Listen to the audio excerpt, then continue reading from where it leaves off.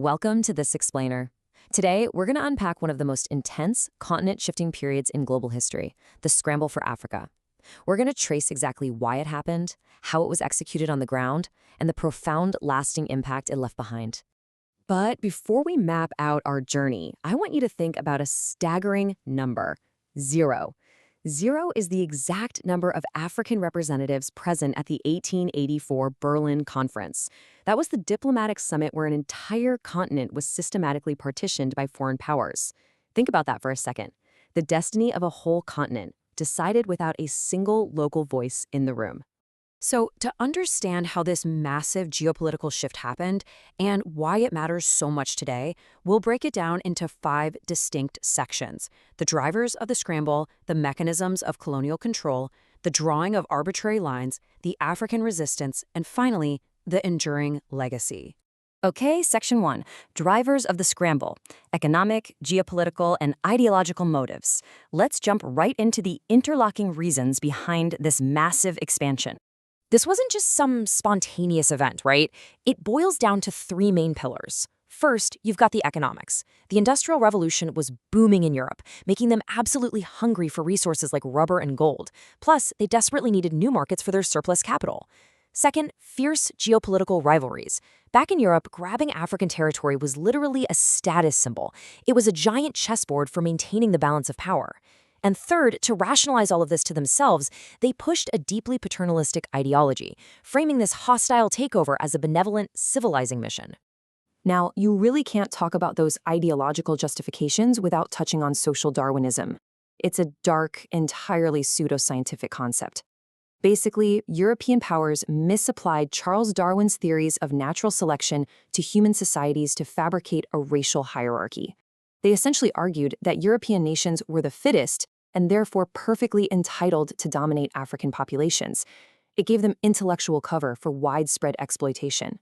Moving on to Section 2, mechanisms of colonial control. The execution of conquest. Let's look at how these massive ambitions were actually executed on the ground.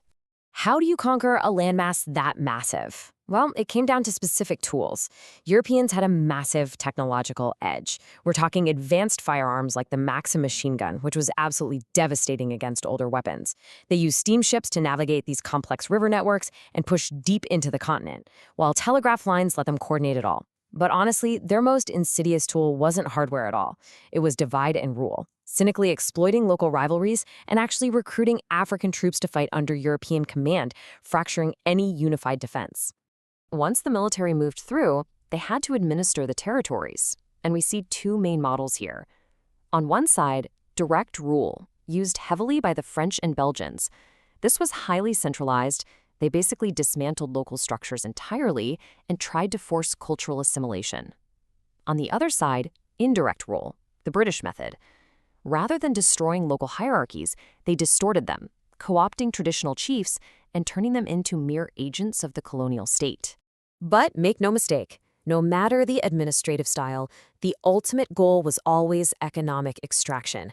They essentially weaponized the economy. Africans were forced into growing cash crops like cotton and coffee, which completely wrecked local food security. Massive concessions were handed to mining companies that ran on grueling forced labor. And to make sure they had a steady stream of cheap workers, they instituted harsh tax regimes, like hut taxes, payable only in cash. That meant folks had literally no choice but to enter the European wage labor system. Section 3, drawing arbitrary lines. The 1884 Berlin Conference. This is a huge turning point in our explainer, where diplomats literally redraw the map.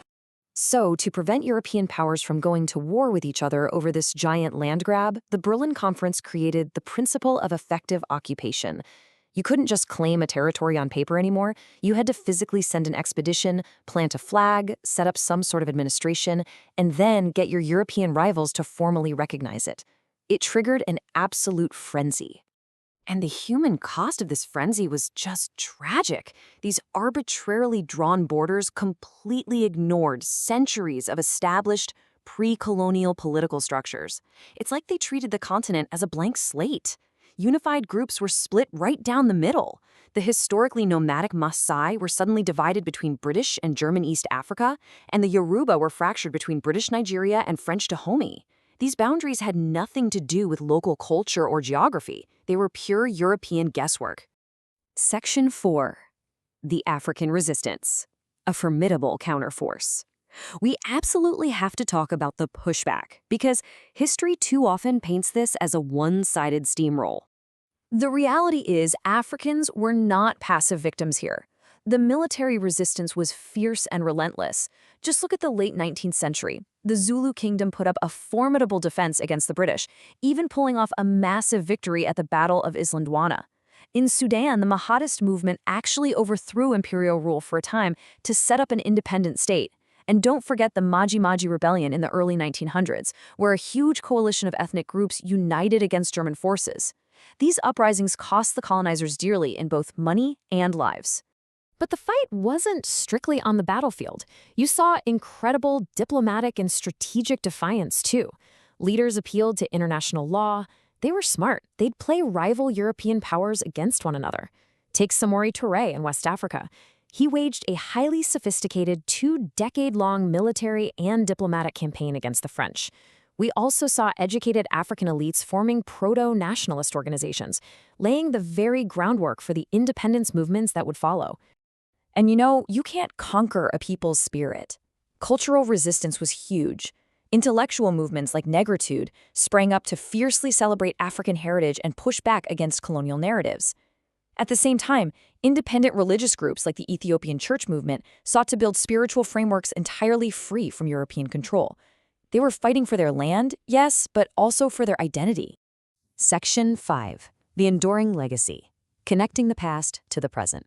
Let's bring this all into focus and look at why this history matters so much today. You see, when these nations finally gained independence, those colonial scars didn't just vanish.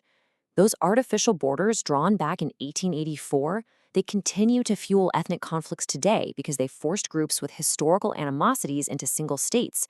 And economically, it's a similar story.